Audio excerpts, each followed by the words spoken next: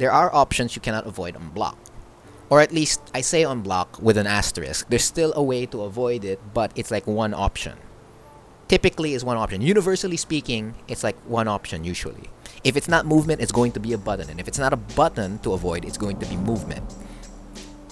Okay. So, let's cover pseudo-guaranteed Hwoarang string options on block. So, if forward 2, RFS DF4 into RFS 1 is a guaranteed option on hit, string option on hit. What about on block? So, on block, we have a good number. So, you have, make sure your dummy set into standing guard and utilize any of these movement options. For this one, we'll be usually using backdash. So let's go with the most obvious one. Right Flamingo stance. As you know, in Season 4, Hwoarang inherited a Beck move. The Raha. Or at least in Hwoarang's case, the Twaha. It is a minus 13 mid that has absolutely no tracking at all, not unless you're at plus 10. Yes. Observe. Sidestep left. I am plus 8. Or plus 9. If you're at 7, forget it. It's not tracking. Oh, plus 3? Oh. It's not, you're not even stepping towards the stomach. That's the point. It has terrible tracking. It's terrible tracking. Compared to RFS back 3, RFS back 3 is tracking way better. So you still have to use those two moves in tandem. Even if you have something that low crushes and the other one doesn't low crush. You need to do it just in case they're stepping the other way. Most especially in situations where you're plus 3. Anything that isn't plus 8, you have to still mix the two moves. So, why Raha or Twaha? What makes this move so important? Because it low crushes. And it beats the supposed OS that existed in previous seasons, which is Season 3, 2, 1. And I guess every other Tekken game that Hwoarang existed, even Tag 2. Because in Tag 2, he had RFS F4 in left Flamingo stance, which made sense because he can now do stuff like LFS up forward 3-4, and of course LFS up forward 4. So, and in right Flamingo stance in Tag 2, he can only still do RFS 3, which would avoid the down jab, but you'd be put in another guessing. You'd be in another guessing game. It's another mind game in itself, with the opponent having a slight advantage. So, yes, it's an anti-down jab, it's an anti-generic low, and down 4, or down 3+4, or down back 3+4, whatever the input is for your character. So now, something like that is a very good option for Hwoarang. And so, in right Flamingo stance, the most unavoidable, or at least pseudo-guaranteed string you could do on block would be 1-2-4 into RFS F4. And Miguel's already backdashing. And Miguel's a really good backdash. He's at the very tip of my Hwoarang's foot right there. He's making some good progress in terms of spacing, but it took how many RFS F4s until he was finally free to press a button. So, what is the option to beat RFS F4? Universally speaking, it's the same as before. You still need to low crush this move. Low crush, I'm sorry. High crush this move. That's the only way you can deal with it. Of course, if you've labbed your character and you've found out a specific option that will beat RFS F4 in particular, and a good amount of other RFS options, then use that option. But universally, you want to high crush. And if you high crush, the risk that you run by high crushing is getting hit by a minus 13 mid that will launch you for at least guaranteed 70 damage. And with decent wall carry as well. So that's one of the many unescapable, or at least difficult to escape, Hwoarang strings on block. So every time you see Hwoarang enter right Flamingo from any way method possible, be ready with your option, with your specific option for dealing with RFS F4 or your down jab or your high crush basically. And make sure you choose right when you challenge. Always have to look at your opponent's habits and what they've always been doing throughout the match. Or you test them immediately. You're like, okay, I'll do it. I'll throw out my high crush or my option.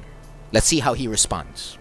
And if he instantly twahas after the first RFS F4, you'll be like, okay, he's willing to do it after the first. Then I'll just wait. And if he does it, I get to punish. Big, it's good for me. He's probably not going to do it again, but he might, you know. And of course, that's when the mind games between you and Hwoarang commence. You go in a back and forth situation already at that point. So anything in right Flamingo, anything that enters right Flamingo, be ready. So that's for right Flamingo. That's the only string option on block. That's more or less guaranteed. In quotations. Again, it has an asterisk. There is a way to beat it. Every character has their own special way to beat RFS options after RFS forward 1. And then, of course, there's always the universal option of just doing a high crush. But for Hwoarang, that's good because you get to lock your opponent to a certain specific option. And of course, if that option is really, really good, you don't want to even be doing RFS F4. And there are some characters in this game wherein Hwoarang doesn't want to be doing RFS F4 at all. But that's like a very small few. It's a very small amount. Okay. Left Flamingo option. This is very risky. Because this is assuming your opponent will always challenge Flamingo. So it's 1, 2, 3 to back 3. Back 1. That's risky. Because it's minus 14, and as you can see, if we're setting Miguel on backdash alone and he doesn't challenge, he's still in a range where he can do his 14 frame punish. But assuming your opponent always challenges your Flamingo, whether it be a high, a mid, or a low, back 1's evasion is really, really good to prevent their option and keep them a little bit more honest next time and make them look at the fact that, hey, maybe I could get bigger damage because he's doing something that's negative 14 on block. I could get big damage and really good Oki and push him even closer to the wall if you're playing on a walled stage, and or get better Oki if you're playing in a wall-less stage, right? So it's a risk. This isn't exactly a good option to run with, but it's a good option to run with if your opponent's always interrupting you in left Flamingo. Since left Flamingo doesn't have... It lost its RFS F4 or LFS forward 3, the rocket launcher from Baekdo-san. Since it lost that in exchange for that move, that's what you have to do now. But of course, that's not the only thing you can do. You can still do DF3. Now, of course, yes, it's minus 14, but the kicker is you can cancel it. So you can now armor a move. Let's say they're interrupting you. Same thing, but you armor it this time. And maybe they'll hold back because DF3, 4 is slightly delayable. And kind of hit confirmable to a certain extent. Okay, to a certain extent. It's... I don't know. If you could hit confirm it, I can't. I can't hit confirm it. But I do know that it's hit confirmable to a certain extent. Let's test it right now. Let's test it right now. Stand. Oh wait, no. It's stand and standing guard. Yeah, and that's already delayed. So going back to it, since you could delay DF3-4, maybe your opponent wouldn't want to interrupt you after you cancel the power crush. And that's of course if they don't know that you canceled the power crush. It's a risk if they press a button. And of course if it's a low, you'll get counter hit. It's a power crush, right? But yeah, you weigh the risk rewards of it. So if you do 1, 2, 3, they interrupt you, you're in left Flamingo and you can still press a button. Maybe you can press another armor if they're still pressing a button, right? Or you can repeat it. Or you can do DF3 and then DF3-4. Or you can do 1, 2, 3, DF3. Now, the big asterisk here is that it's still a negative 14 move. The whole string is negative 14, and the first thing is negative 14, and then of course, it's a power crush. It's a power crush, so it means if you cancel it and you get hit by a low, it's a big counter hit. But it's a good option to run on block compared to 1, 2, 3, back 1. This is for if an opponent would seriously does not stop interrupting your options on block for Flamingo. It's a mid. Now, of course, it's not exactly plus on hit either. It's only -4. But you're only doing it to check. You want to keep your opponent honest. You want to keep them in a state wherein I will let Hwoarang run his first mix-up. First mix-up, what do I mean by first mix-up? The first thing you do on block. So that's like 1, 2, 3, and then LFS1. So you want the opponent to allow you to do that at minimum. You don't want your opponent to take away your first option. That's why you need to keep them honest if you do LFS back 1 in between. And then, of course, they backdash, right? And then, of course, if you don't want to do that, you can always do this, which is slightly safer option. Slightly safer option, because it's like hesitation in the opponent. But if they're not, and they're always on point, you're going to have to go default to the last one, which is the classic 1, 2, 3 into LFS1. And as you can see, Miguel backdashed it, and you still go in. So it's more or less safe, but of course, just like RFS F4, it's a high.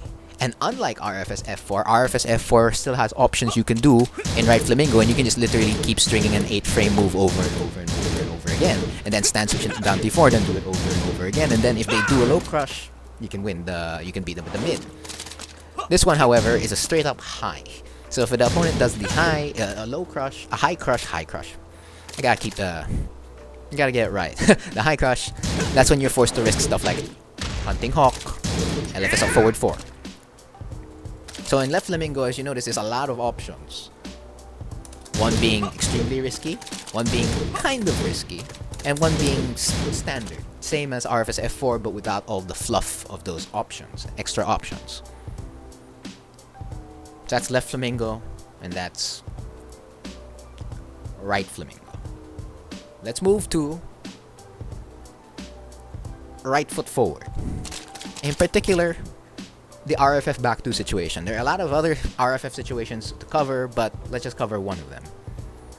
So this is +4. You can technically, like RFS F4, keep stringing it, doing it over and over again for a certain amount of times, and then eventually your opponent will be far away from you. So, what's beautiful about RFF right foot forward is that you have access to left foot forward moves. So that's stuff like DF1, DF1 +2, Orbital, a 4-3 +4, Hunting Hawk, and of course, most importantly, down 3-4, and J-Sky, and DF2. Those 3 moves. Again, top 3 moves. So, against backdash alone, DF2 is a nice option to fall back to. Remember, since it's +4, this is technically an 11-frame mid now. Or, if you're more brave, you can always run backlash. But of course, it runs with the same cons. It's a high, and it's a power crush. A reactable high that can be punished, and it'll hurt. And in Miguel's case, his 14-frame while standing 2-4, while standing 2-2 will go in. 15 frames is kind of tight. 14 is really, it's a sweet spot. So you can do stuff like backlash, DF2, that won't be backdashed. Or you can do a low, down back 4. There's a lot of options you can do. It's a lot different compared to left Flamingo and right Flamingo. In right Flamingo, you're pretty much stuck on RFS F4 if you want to show your opponent, like, hey, this is I'm going to do this string. Right? I'm going to do this string. And let's see how you react. Or if you're in left Flamingo and you're not sure, you want to have a guaranteed option, sort of guaranteed option, pseudo guaranteed, and you don't want them to be avoiding it left or right. Okay, he didn't punish me. Fantastic. Good. Or, okay, let's go in now. Or, let's check with the basic stuff. Oh, the LFS1 also works on right. You can also do 1, 2, 4, 2. But if you're noticing, there's a slight difference between the two. Before we get back to RFF, just to go back to RFS, right? Flamingo stands for second. Here, it's not getting backdash, but if I do 1, 2, 4, 2, it gets backdash. That's why I didn't mention it earlier, but you can still do it. So back to RFF. RFF back 2 in particular, you can do stuff like DF1 +2, DF1. Yeah, places where you can use the plus frames a lot more. This is doing something like RFF DF4, DF3 is slower. Even if you're +4 and it's a 20-frame move, That always means it's only like 16 frames, which is still interruptible. You want to make sure you're uninterruptible and you're getting your check. So that's like DF1, DF1 plus 2, backlash, DF2, right? And left foot forward. Oh, there's not much. You do a jab, you backdash. You do a jab, DF1. See, DF1 will be, it'll be backdash here. And of course, we're only been covering backdash. This does not include all the ways an opponent can step. And they can step a good amount of options, but most of the options mentioned here can't be stepped. Or it requires a certain direction to be stepped. And if there's always another option to cover when an opponent's stepping. As you can see, if in RFF, DF1's not getting backdashed, but on LFF, it's getting backdashed. In LFF, you have to take a little bit more risk to not get backdashed. But you can just do stuff like DF1 plus 2. Generic. Like with every character, you do a 1 and a DF1. So this is Hwoarang's 1 and a DF1. Instead of doing 1 DF1, you do 1 DF1 plus 2. But even then, see, at a certain range, it's going to get backdashed. But typically, it won't. And that's like just plus 1. So that's like the checking, right? You're checking your opponent. You want an option to just check with. Those are the options you can check with. So that covers left foot forward, left flamingo stance, right flamingo stance, and right foot forward. Of course, in left flamingo stance, this is always the best. If you're coming from a major plus, anything that's majorly plus, like especially even left flamingo 1, just forward 1 plus 2. Because if anything leaves you at plus 5, most especially left flamingo 1, this is what you want to be doing. Anything that's majorly plus. And that's like a good amount of moves. A few moves. So yeah, that covers, let's call it checking moves. Moves to check with when you're unsure of what your opponent is going to be reacting with. How they're going to deal with the anti-flamingo, or denying offense for a startup. The jab into round 3-4 is still viable. It's just a little bit too slow. So that's why you'd be doing that check more often than not, or into 4-3. Yeah, yada yada. So again, those were options you could do in 4 of Hwoarang's stances that are more or less like pseudo check options. Pseudo check options because there's still a way to be for all of those options to be beaten. It's just that it's been limited to a certain amount, maybe 1 or 2 at best. Okay, that was the last lesson I had. If you found it helpful, I don't know, just drop some cheese. Okay. Is it sidestep into forward 2 then Flamingo? Basically, what increases the distance covered for Flamingo is like when you do Flamingo forward 3, that's the amount of distance it covers, right? It doesn't cover the amount of space like back 1. It's not as evasive. So what you need to do is when you press forward 3, you press down immediately. That's what you have to do.